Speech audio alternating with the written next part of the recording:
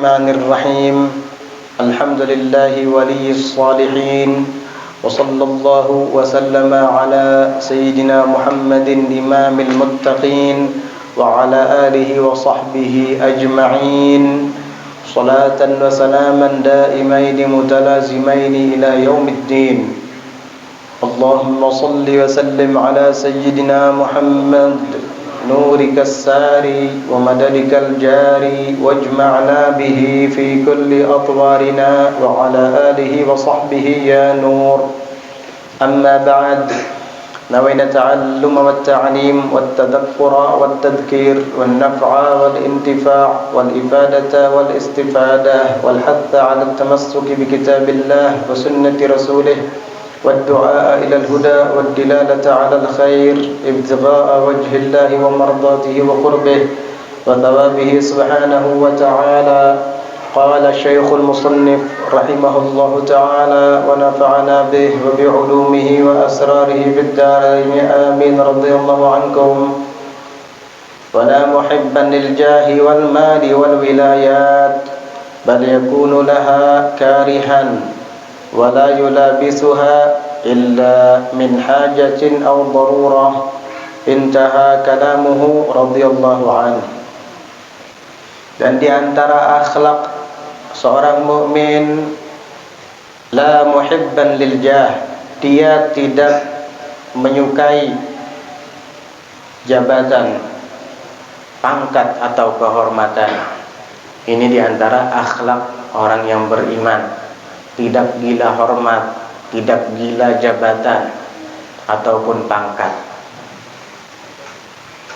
Al-Imam Asy-Syafi'i radhiyallahu anhu yaqul, beliau mengatakan, man talaba ar-riyasata qabla hiniha farrat minhu wa man tarakaha tabi'athu.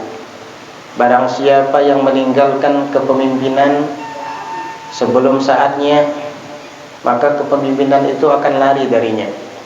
Belum saatnya untuk memimpin, dia pengen sekali untuk jadi pemimpin.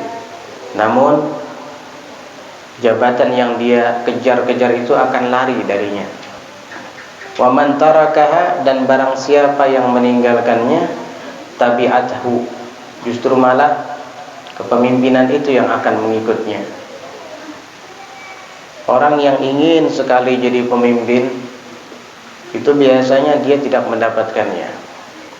Kendari pun mendapatkannya, biasanya dia tidak akan pernah dapat untuk menjalankannya dengan baik, karena dia yang menghendakinya. Sebaliknya, jika orang lari dari kepemimpinan itu, justru malah kepemimpinan yang akan mengejarnya, walaupun dia tidak memiliki jabatan, tapi pada hakikatnya dialah pemimpin. Banyak para sholihin, para aulia, mereka tidak mengincar-incar jabatan dan kepemimpinan, tapi kenyataannya mereka lah yang jadi pemimpin. Al-Habib Umar bin Hafidh, beliau bukan presiden, beliau bukan pemimpin, tapi kalau sudah datang ke suatu negeri, presidennya datang menyambut beliau. Di daerah Shishan atau Chechnya, di situ ada Presiden Muhammad Ramdan Kadyrov namanya. Itu kalau Habib Umar datang, dia yang langsung jemput Habib Umar dan menyambut beliau. Padahal Habib Umar bukan presiden. Ketika negara tersebut membangun masjid terbesar di daerahnya, di negaranya, yang meresmikan diantaranya Sayyidil Habib Umar, dan orang pertama yang menjadi imam di masjid itu Sayyidil Habib Umar. Beliau presiden? Bukan. Jangankan presiden, iya, gubernur, bupati aja juga bukan. Tapi gubernur, bupati, presiden hormat sama beliau. Beliau bukan seorang pejabat. Kenapa bisa seperti itu? Karena orang-orang seperti beliau itu, para sholihin, mereka lari daripada kepemimpinan, sehingga kepemimpinan yang mengejar-ngejar mereka. Begitu. Orang mukmin seperti itu. Wal mal, dan juga tidak terlalu cinta dengan harta. Karena kalau orang sudah terlalu cinta dengan harta, bakhila bih, dia akan pelit, tidak akan mau berbagi dengan harta itu. Kemarin sudah dibahas tentang bagaimana buruknya sifat bakhil, jauh daripada Allah, jauh daripada manusia, dan jauh daripada surga, dekat dengan neraka. Naudzubillah. Sebaliknya orang yang dermawan, suka membantu kebaikan, dekat dengan Allah, dekat dengan makhluk manusia, dekat dengan surga, jauh daripada neraka. Itulah yang perbedaan antara bakhil dengan sakhi, yaitu pelit, kikir, dengan dermawan, pemurah.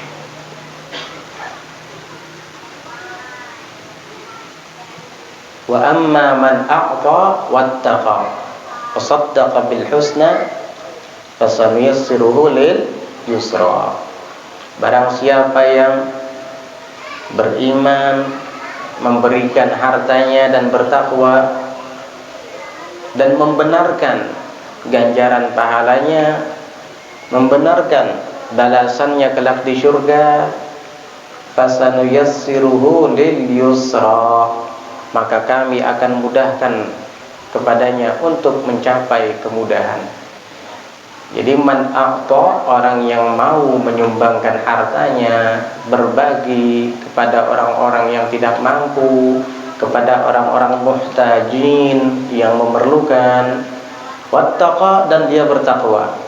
Di samping memberikan harta tersebut kepada mereka yang memerlukan, dia juga bertakwa. Artinya ikhlas, tidak mengharapkan pamrih atau balasan atau penghargaan, tidak. Wattaqa, memang menjalankannya karena Allah. Wa saddaqa bil husna, dan dia membenarkan dengan kebaikan yang akan diperolehnya, dengan ganjaran yang akan didapatnya kelak di surga, kami akan mudahkan baginya. Fasanuyassiruhu lil yusra, untuk kemudahan. Urusannya jadi mudah, usahanya jadi lancar, rezekinya akan terus mengucur seperti hujan. Wa amma man bakhila wastaghna wa kadzdzaba bil husna fasanuyassiruhu lil usra wa ma yughni anhu maluhu idza taradda. Wa amma man bakhila, dan adapun orang yang kikir, pelit, medit, kata orang Jawa ya, wastaghna, dan merasa kaya, merasa cukup dengan yang dimiliki. Wa kadzdzaba bil husna, dan mendustakan dengan kebenaran, dengan kebaikan, dengan ganjaran pahala yang akan didapat kelak di akhirat, dengan surga, dia mendustakan. Wah, mana mungkin bersedekah akan bertambah uang, justru malah habis. Dah, tabung aja, ngapain sedekah-sedekah, nggak usah nyumbang juga, nah, pasti selesai itu bangunan masjid, biar yang lain aja yang nyumbang. Apa kata Allah? Fasanuyassiruhu lil usra, fasanuyassiruhu, maka kami akan hantarkan ia lil usra, kepada kesulitan. Sulit dalam segala hal. Walaupun kelihatannya dia terus mendapatkan uang, tapi pada hakikatnya dia sulit. Sulit dalam kesehatan. Bujur aja duit banyak, tapi biaya pengobatannya juga banyak. Cuci darah setiap 2 minggu sekali. Sekali cuci darah 15 juta habis. Sebulan 30 juta hanya untuk cuci darah. Habis uangnya. Kami akan bikin dia susah dan sulit, gara-gara kepelit dan kikir tadi. Sampai nanti matinya pun susah. Naudzubillah, sakit-sakitan dulu, ini itu, tersiksa, baru mati. Kasihan, menderita. Habis itu apa? Wa ma yughni anhu maluhu idza taradda, dan tidak akan dapat mencukupinya, menolongnya, menyelamatkannya hartanya itu. Idza taradda, apabila nanti dia celaka. Nauzubillah min dzalik. Kenapa itu bisa terjadi? Karena dia bersengatan cinta dengan hartanya, sehingga kalau dia memberikan atau berbagi kepada orang yang memerlukan, dia merasa hartanya berkurang, hartanya hilang. Tidak sadar bahwa harta itu adalah titipan daripada Allah Subhanahu wa taala. Wal wilayat, dan sama al wilayat, kepemimpinan tadi. Dia tidak suka, tidak terlalu berambisi untuk mendapatkan itu. Bal yakunu laha, bahkan ia bagi kepemimpinan karihan, membencinya, tidak menyukainya. Liqaulihi sallallahu alaihi wasallam, karena sabda Rasul sallallahu alaihi wasallam, man waliyal qada'a dzubiha bighairi sikkin. Barang siapa yang waliyal qada'a, memimpin qada atau menjabat sebagai qadhi, yang memutuskan keputusannya yang berlaku, itu namanya waliyal qada namanya. Artinya memimpin akan qada, memutuskan keputusan, perkataannya wajib dituruti. Ya, jadi pemimpin begitu. Apa kata Nabi? Orang yang suka seperti itu, ambisius ingin dapat jabatan kepemimpinan, dzubiha bighairi sikkin, maka dia akan disembelih tanpa menggunakan pisau. Disembelih tidak pakai pisau. Itu kinayah. Bukan berarti mati disembelih kayak kurban, bukan. Maksudnya agamanya akan disembelih, imannya akan disembelih sehingga mati. Nauzubillah. Banyak yang seperti itu. Asalnya ustadz, guru, pas jadi pemimpin jadi bejat. Nauzubillah min dzalik. Hilang sudah ustadznya. Kasihan. Banyak yang seperti itu, tidak sedikit, kecuali orang-orang tertentu yang tetap istiqamah dalam kebaikan, istiqamah dalam menuntut ilmu, sehingga sedikit banyak dia mendapat masukan-masukan yang positif. Ada chestnya, jar bahasa ini. Maka ada di chest, ya drop terus. Imannya drop, agamanya drop, keyakinannya drop, lupa daratan. Nauzubillah min dzalik. Bal yakunu laha karihan wala yulabisuha, dan ia tidak mau yulabisuha, yaitu menangani akan dia. Apa? Al-wilayat, kepemimpinan tadi. Wilayah itu kewenangan, ya, kekuasaan. Wala yulabisuha, dan dia tidak mau menangani akan kekuasaan itu. Illa min hajatin aw daruratin, kecuali karena ada hajat, keperluan, aw daruratin, atau darurat yang mendesak, baru dia mau. Lain lagi ceritanya itu. Loh, katanya orang mukmin tidak suka dengan wewenang, dengan jabatan kepemimpinan dan kekuasaan. Tapi kenapa Sayyidina Abu Bakar jadi khalifah? Sayyidina Umar jadi khalifah? Apakah mereka bukan orang mukmin? Ya, salah kamu. Itu mereka tidak mengincar jabatan, tidak menginginkannya sama sekali. Justru malah jabatannya yang pengen disandang oleh beliau. Dan itu darurat. Semua tidak ada yang berani naik setelah Rasulullah wafat untuk menjadi khalifah. Sedangkan negara Islam harus ada yang memimpin.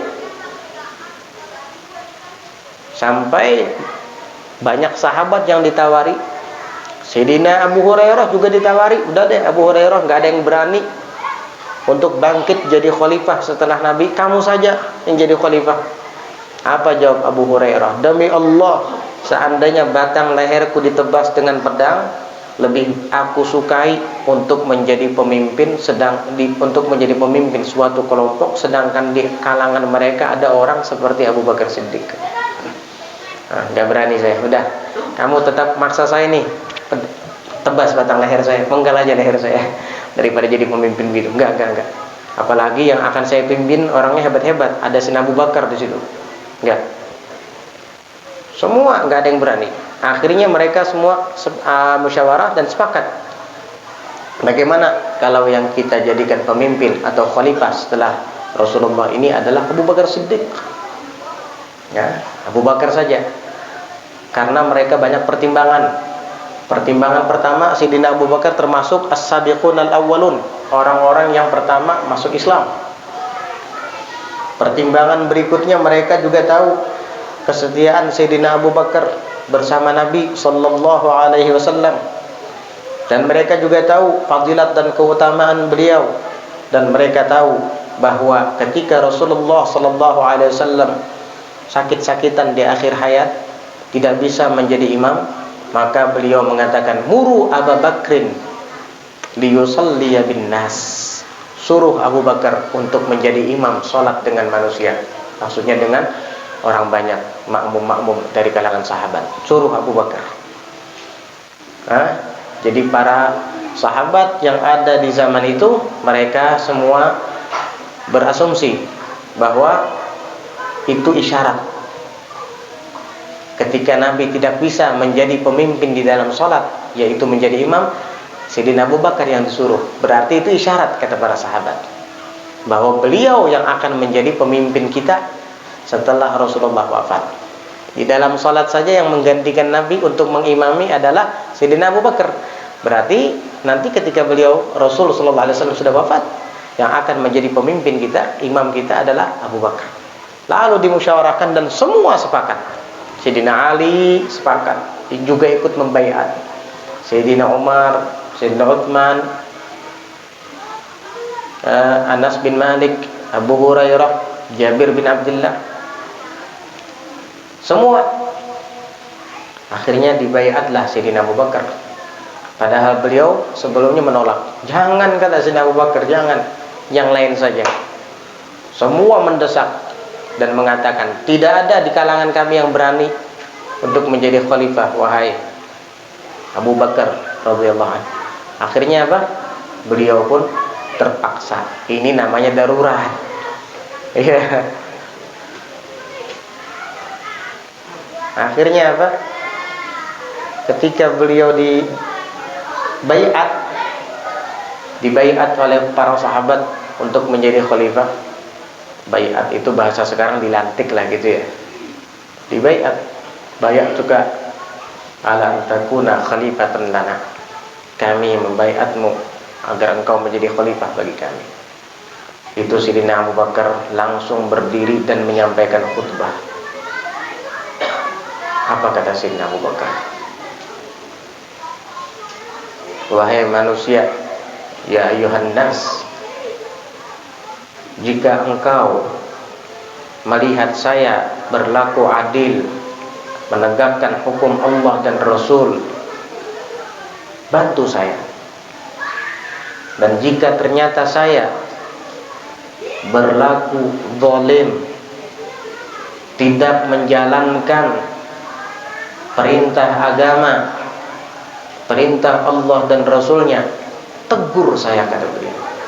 Jika saya melenceng, jika saya bengkok, luruskan saya, kata beliau.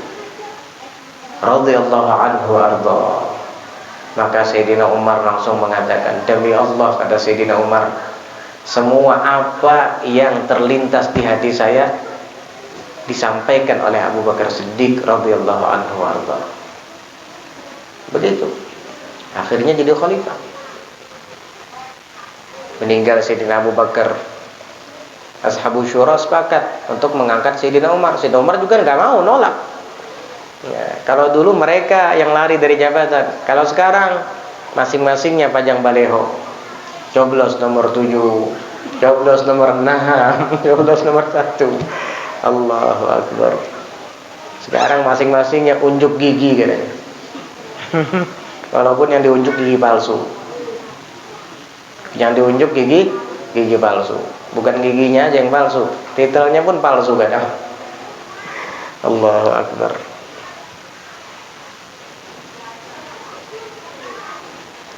Bahaya, konsekuensinya berat. Disebutkan, hukia, diceritakan, kanatil qudatu fi Bani Israila salatatan. Ada dulu qadhi di kalangan Bani Israel 3 orang. 3 orang qadhi di kalangan Bani Israel. Fa'arsalallahu lahum malakan yamtahinuhum. Maka Allah Subhanahu wa taala mengirim kepada mereka 3 orang qadhi tadi, penguasa, malakan, 1 orang malaikat. 1 malaikat dikirim sama Allah. Yamtahinuhum, tujuannya apa? Malaikat tersebut menguji mereka. Ini para qadhi ini adil enggak? Udah diuji. Fawajada rajulan, maka malaikat itu pun setelah diutus Allah, dia menemui di bumi seorang lelaki. Yasqi baqaratan ala ma'in. Ia memberi minum sapi betinanya ala ma'in, di atas sebuah perairan. Ya, menggembala sapi. Jadi sapinya itu dibawa ke sebuah sungai untuk diberi minum. Wa khalfaha ijlatun, dan di belakang sapi itu ada ijlah, anaknya. Kan sapi betina ada anaknya. Ya, namanya anak pasti ngikut sama induknya. Fada'ahal malaku, lalu malaikat ini memanggil anak sapi yang membuntuti induknya itu di belakang induknya. Dipanggil oleh malaikat, namanya malaikat sakti, malaikat. Wa huwa raqibun farasan, dan ketika itu malaikat itu sedang menunggangi seekor kuda. Fatabi'at hal ijlatu, maka anak sapi tadi pun mengikut kudanya, kuda yang ditunggangi oleh malaikat tadi. Malaikat yang panggil, "Hai anak sapi, ke sini." Datang langsung anak sapi itu ngikuti kuda yang ditunggangi oleh malaikat. Fatakhasama, lalu malaikat yang menyamar jadi manusia tadi saling mengklaim bahwa anak sapi itu miliknya dan milik penggembala sapi. Takhasama, saling bersengketa. Jadi kata pemilik sapi, "Itu anak sapi punya saya." Kata malaikat yang menyamar jadi manusia, "Enggak, punya saya ini. Buktinya tuh ngikut kuda saya." Bingung akhirnya si penggembala sapi tadi. Takhasama, mereka saling bertengkar, memperebutkan anak sapi tadi. Faja'a ilal qadhi al-awwal, maka malaikat yang menyamar jadi manusia bersama dengan penggembala sapi tadi, keduanya mendatangi qadhi yang pertama. Ini qadhi yang pertama didatangi, kan 3 qadhinya. Fadafa'a ilaihil malaku durratan kanat ma'ah. Jadi sebelum keduanya ini diadili dan disidang, malaikat yang menyamar jadi manusia tadi masuk ke kantor qadhi, ngambil 1 biji permata. "Bapak qadhi, ada apa? Sebelum sidang saya mau bicara sebentar." "Ya, silahkan, sampaikan." "Apa?" "Saya punya sebiji permata, saya mau hadiahkan kepada kamu." Melihat permata, akhirnya apa? Faqala lahu, dan malaikat itu berkata kepadanya, "Uhkum bi annal ijlata li." Saya minta kamu nanti putuskan bahwa anak sapi itu milik saya. Tenang aja, tenang aja. Beres. Permata dapat, besar permata. Udah dikantongin sama qadhi. Tapi kata qadhi, "Tapi bagaimana caranya saya bisa memutuskan itu? Saya mau minta pengarahan juga dari kamu." Qala, Malaikat tadi menjawab, tenang aja wahai Bapak Qadhi. Apa kata dia? Arsilil farasa wal baqarata wal ijlata. Nanti kamu suruh lepas kudanya, lepas sapinya, dan lepas anak sapinya. Fa in tabi'atil farasa fahyali. Jikalau si anak sapi itu mengikuti kuda saya, ya berarti bilang itu punya saya. Tapi jikalau anak sapi itu mengikuti induknya itu, ya bilang punya dia. Gitu aja. Oh gitu ya. Gimana nanti kalau dia ngikut sapi? Tenang aja, pasti dia ngikut kuda saya, kata dia. Malaikat kan sakti. Ya. Sudah, jadilah persidangan. Fa'arsalaha, lalu Qadhi tadi melepas 3 binatang itu. Kata Qadhi, begini saja, sudah kompak, sudah konspirasi nih. Ya, sudah sepakat, kompak sudah. Penggembala sapi, kita lepas saja udah kuda, sapinya, sama anak sapi. Kita lihat anak sapi ini ikut siapa. Jika anak sapi ini ngikut sapi kamu, udah ambil, berarti milik kamu. Tapi jika anak sapi ini ngikut kuda si fulan ini, berarti milik si fulan ini. Kata si Qadhi. Lalu fa'arsalaha, dilepaslah 3 binatang itu. Fatabi'atil farasa, lalu anak sapi tadi ngikut kuda, fahakama biha lahu. Nah, kata Qadhi, tuh lihat anak sapinya ngikut kuda punya si fulan ini. Udah, berarti anak sapi ini milik si fulan, bukan milik kamu wahai penggembala sapi. Waduh, kata penggembala sapi, gimana ini? Udah, tidak bisa. Sudah diputuskan oleh si Qadhi bahwa anak sapi milik malaikat yang menjelma jadi manusia tadi. Jadi penggembala sapi tadi sedih. Udah gitu mereka keluar dari persidangan. Penggembala sapi tadi nuntut lagi. Sebentar, ada apa lagi? Ini anak sapi milik saya. Saya belum puas, masih ada Qadhi satu lagi. Kita datangi. Oh baik, kata malaikat itu. Baik, ayo kita datangi Qadhi. Wa ataya lil Qadhi ats-tsani, lalu keduanya pun mendatangi Qadhi yang kedua tadi, yang nomor 2. Lagi-lagi si malaikat ini masuk ke kantor. Bapak Qadhi, ada apa? Tolong di saat persidangan nanti kamu putuskan, kamu berikan keputusan bahwa anak sapi itu milik saya. Apa? Anak sapi milik saya? Gak bisa, kita harus seadil-adilnya. Udah, kalau Qadhi mau memutuskan seperti itu, nih ada sebiji batu permata buat Qadhi. Melihat permata, oh tenang, bisa diatur, katanya. Udah diambil sama si Qadhi. Baik, nanti.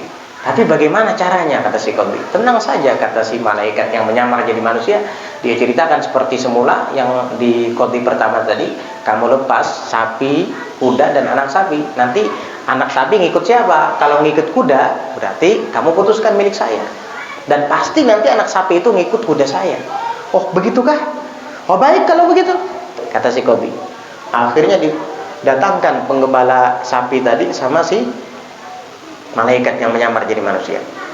Kata Qadhi, begini saja, kita lepas sudah sapinya, kudanya, anak sapinya. Terus ikut mana nanti anak sapi ini? Ya dilepas. Akhirnya anak sapi tadi ikut kuda lagi. Nah, kata Qadhi, anak sapi ini milik si fulan, bukan milik kamu wahai penggembala sapi. Aduh, sedih lagi penggembala sapi. Kok begini ya Bapak Qadhi memutuskan keputusan?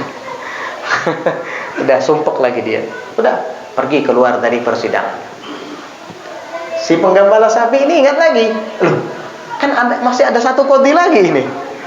Dia bilang, sebentar, kita datangi lagi satu Qadhi, dan kita akan naik, apa ngarannya itu sama dia? Naik banding kan? Naik banding ya.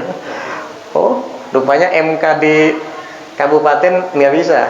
Akhirnya sampai ke pusat.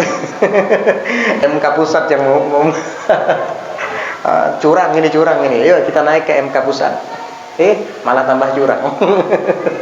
Enggak, ini enggak tambah curang, enggak. Apa?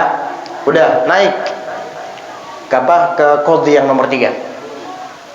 Qadhi yang nomor 3. Wa ammal qadhi tsalitsu, dan adapun qadhi yang nomor 3 ini juga didatangi oleh malaikat tadi dan menawarkan tawaran yang sama dengan 2 orang temannya yang sebelumnya. Pada fa'alahul malaku durratan, dan lalu malaikat tadi memberikan 1 biji permata kepada si qadhi yang nomor 3, kepada si qadhi jaksa yang nomor 3. Wa qala lahu, dan malaikat tadi berkata kepadanya, uhkum bainana, tolong kamu berikan keputusan antara kami. Nih permata buat kamu. Kamu putuskan, anak sapi itu milik saya. Dengan cara tadi, kalau anak sapi itu mengikut kuda saya, milik saya.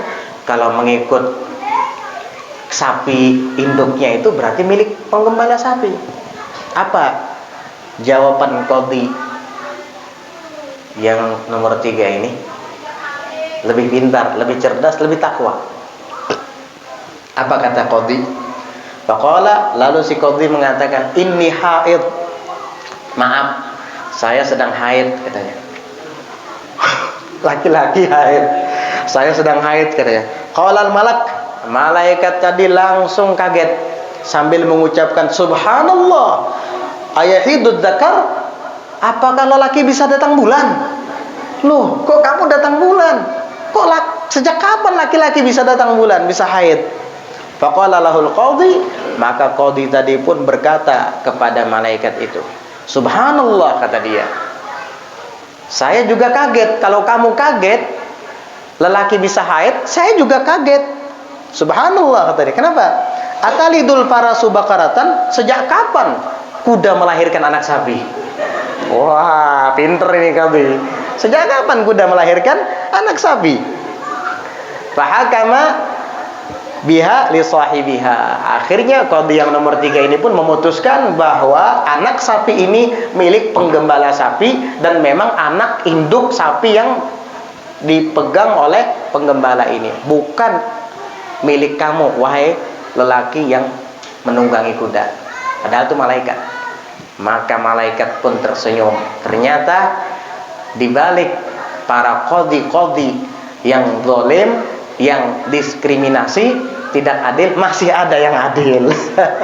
Sudah, akhirnya diputuskanlah bahwa anak sapi ini milik penggembala sapi, bukan milik lelaki yang menunggangi kuda itu. Beres, selesai, dilaporkan sama Allah Subhanahu wa taala oleh malaikat.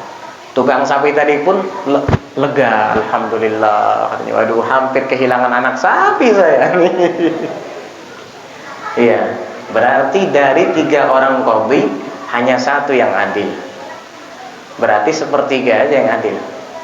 Ya, 2/3-nya pecundang semua. Itu dulu ya, nggak tahu zaman sekarang. Itu Bani Israel dulu itu. Dari sekian banyak pemimpin cuma 1/3 yang adil, 2/3-nya zalim semua. Kalau ada 30 orang pemimpin, cuma 10 yang adil, 20-nya zalim semua. Kalau ada 300 pemimpin di dunia ini, cuma 100 yang adil, 200-nya penipu semua. Dulu nggak tahu sekarang perbandingannya berapa. Kalau dulu kan 1 banding 2, 1/3 dengan 2/3. Nggak tahu sekarang ini ya. Mungkin 1/10 mungkin. 1 banding 10. Allahu Akbar. Hati-hati. Faslun wa min ma'asil qalbi ar-riya bi a'malil birri wallahu a'lam bis-shawab. Insyaallah kita akan lanjutkan di pasal berikutnya. Jadi ini tadi perkataan Intaha, selesai kalamuhu, perkataannya beliau radhiyallahu anhu, yakni perkataan Al-Habib Abdullah bin Alawi Al-Haddad radhiyallahu anhu wa ardhah. Insyaallah kita lanjutkan di pasal berikutnya di pelajaran selanjutnya. Batasan umur anak yatim itu sampai kapan?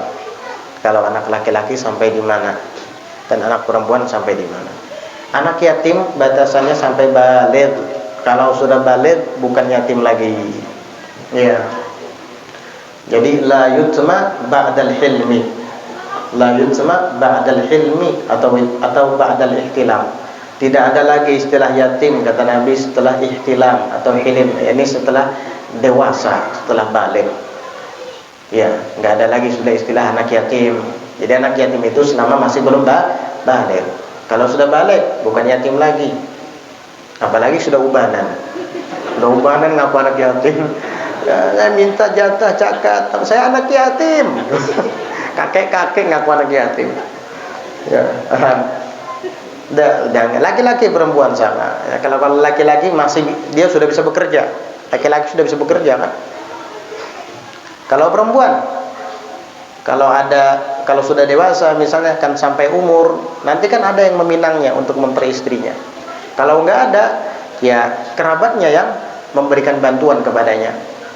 Entah itu memberikan bantuan berupa materi ataupun memberikan bantuan berupa mengadakan pekerjaan untuknya. Ya. Apa saja adab-adab ziarah kubur? Ya banyak adabnya. Setengah jam lagi nih baru selesai bicara adab ziarah kubur. Ya, di antara adab ziarah kubur pertama adalah melaksanakan atau mengamalkan hadis Nabi. Apa? Mengingat akhirat dan mengingat maut. Itu pertama. Karena Nabi sallallahu alaihi wasallam pernah bersabda, "Kuntu nahaitukum an ziyaratil qubur ala fazuruha fa innaha tudzakkirukumul akhirah." Dulu kata Nabi, aku melarang kalian ziarah kubur karena kalian baru memeluk Islam, baru kenal dengan Islam, masih belum begitu kuat keimanan kalian. Khawatir nanti kuburan dijadikan sesembahan. Tapi kalian sekarang sudah kuat imannya, wahai para sahabatku. Kalian sudah yakin, kuat yakinnya.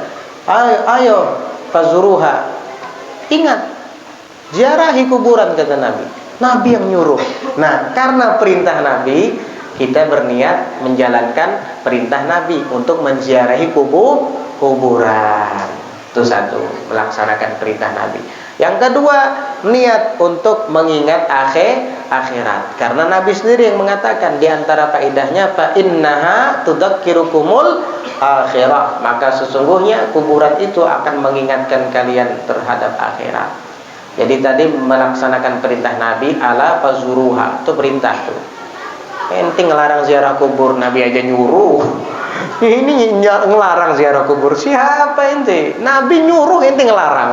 Emang agama punya ente apa? Punya datuk mayangnya ente? Nabi nyuruh ziarah kubur, ente ngelarang. Siapa ente?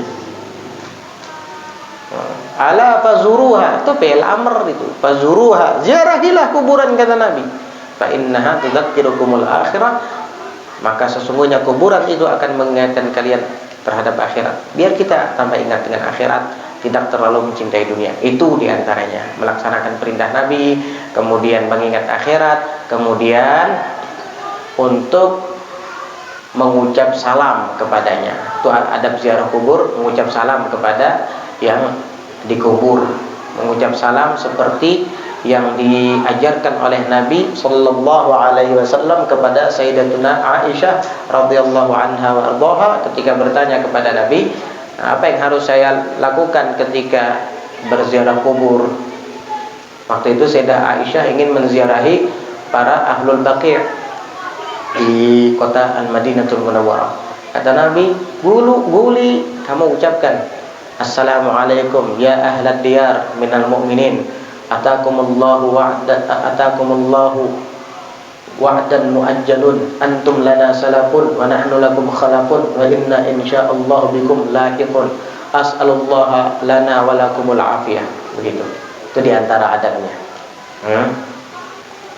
Assalamualaikum ya ahlad diyar minal mu'minin atakumullahu wa'dan muajjalun antum lana salafun wa nahnu lakum khalafun wa inna insyaallah bikum lahiqun nas'alullaha lana wa lakumul afiyah. Begitu. Itu diantara adab-adabnya. Kemudian ketika ziarah kubur kita harus dianjurkan dalam keadaan suci dari hadas besar dan hadas kecil. Ya, harus suci dari hadas besar dan hadas kecil. Jadi kalau perempuan datang bulan gak usah ziarah kubur, gak usah. Ya, ente sedang menstruasi, gak usah ziarah kubur. Itu diantaranya. Dan juga kalau perempuan ziarah kubur mesti ditemani oleh mahramnya, jangan sendirian. Ingat itu. Kami rombongan bis satu bis, hatta ente rombongan satu bis. Hati-hati. Walaupun ada nisa usiqat, ada wanita-wanita yang thiqat, tidak bisa. Perempuan harus ada ditemani oleh mahramnya atau suaminya. Jangan sendirian. Atau walaupun rombongan wanita yang thiqat, ini bukan haji soalnya. Kalau haji mungkin wanita thiqat cukup untuk menjadi temannya, karena itu kewajiban. Kali ini kan sunnah saja. Itu. Kemudian apalagi namanya, ada adab-adab tambahan yang dianggap baik oleh para ulama. Para ulama itu kalau berpendapat mestinya tentunya pendapat mereka itu adalah baik-baik. Ma ra'ahul mu'minuna hasanan bahwa indallahi hasanun, kata Nabi. Yang dianggap baik oleh orang-orang mukmin berarti itu baik di sisi Allah. Nah, orang-orang mukmin, orang-orang soleh terdahulu itu menganjurkan ketika kita ziarah kubur, tadi kan mengucap salam, ada hadisnya kan. Lalu kemudian posisi kita ketika mengucap salam itu berada di bahagian kepalanya. Ya, membelakangi kiblat jadinya. Karena apa? Karena posisi mayat menghadap kiblat, sedangkan kita menghadap mayat. Jadi seperti sedang berdialog, saling berhadap-hadapan. Jadi kita membelakangi kiblat begini, karena mayat menghadap ke kiblat. Kita di hadapan mayat. Andai kata beliau yang dikubur itu masih hidup, tentu kita akan duduk saling berhadapan. Tapi kalau misalkan kita ada di belakang mayat, posisi menghadap kiblat, ya masa ngobrol saling belakang membelakangi, kan gak etis begitu. Nah, itu diantaranya begitu. Nah, mau bacakan surah Yasin atau mau membacakan minimal Al-Fatihah, ayat kursi, ya, Al-Ikhlas 3 kali, karena 1 kalinya sama dengan sepertiga Al-Quran, 3 kali sama dengan 1 khataman Al-Falaq dan An-Nas. Atau baca Yasin. Yasin itu dibaca sekali sama dengan mengkhatamkan 10 kali Al-Quran. Lalu pahalanya dihadiahkan kepada almarhum yang ada di kubur. Dan menurut ahli tahqiq dari kalangan ahlu sunnah wal jamaah, bahwa pahala orang yang hidup itu bisa sampai apabila dihadiahkan kepada yang dikubur. Itu aja sebagian dari adabnya. Kalau dibaca terus nggak cukup waktunya. Nah, bolehkah seorang perempuan ikut ke kubur upacara pemakaman sedangkan di sana banyak laki-laki? Kalau bisa jangan. Nah, di dalam kitab-kitab fikih itu dimakruhkan perempuan ikut ke kubur kalau tidak takut fitnah. Kalau sudah takut fitnah, maka hukumnya haram, bukan makruh lagi. Jadi perempuan gak usah ikut ke kuburan, ya cukup di rumah duka sudah. Cukup di rumah aja, gak usah ikut-ikutan ke kuburan. Tapi saya mau ziarah, nanti kalau orang sudah bubar silakan kamu ziarah sama anak-anakmu, sama keluarga kamu, silahkan begitu. Paham? Jadi jangan ikut-ikutan dah perempuan, gak usah ikut-ikutan mengantar jenazah ke kubur. Makruh hukumnya itu. Kan kita ingin yang terafdol untuk almarhum. Akhirnya seharusnya almarhum dapat pahala besar, gara-gara kamu ini ikut-ikutan juga, jadi makruh, kurang pahalanya. Malaikatnya pun berkurang jadinya tuh, gara-gara kamu ikut-ikutan juga perempuan. Jangan. Kita kan ingin yang terbaik. Terbaik menurut agama, bukan adat. Nanti saya dibilang tidak adab. Kata siapa tidak adab? Justru kamu ikut itu yang tidak adab. Kamu ikut ke kubur itu tidak beradab itu dalam hukum syariat. Nah, tetangga akan mengatakan saya begini-begini. Loh, emang tetangga, agama milik tetangga. Kok takut kamu? Makruh ya. Wa yukrahu ittiba'un nisa, ada di kitab-kitab fikih disebutkan itu. Dimakruhkan mengikutnya wanita menghantar jenazah ke kubur. Jangan makruh hukumnya. Nah, kalau aman dari fitnah, ya, aman dari syahwat bagi yang melihatnya. Kalau sekiranya ada fitnah atau ada unsur syahwatnya di situ, haram hukumnya. Hati-hati. Kalau sudah haram, kasihan, berpengaruh itu kepada almarhum ya. Karena yang meninggal misalnya orang tuanya. Akhirnya malah gitu, anak kamu ikut-ikutan tuh. Udah gitu nyemir, pakai semir, rambut disemir lagi. Iya, pakai soplen lagi ke kuburan. Ngapain? Kasihan orang tuanya gara-gara dia nanti. Paham ya? Wallahu a'lam bissawab. Udah, Fatihah bil qabul tamam bi Rasulillah hadrati Rasul Abi Bakar Muhammadin sallallahu alaihi wa ala alihi wasallam. Al-Fatihah. Bismillahirrahmanirrahim.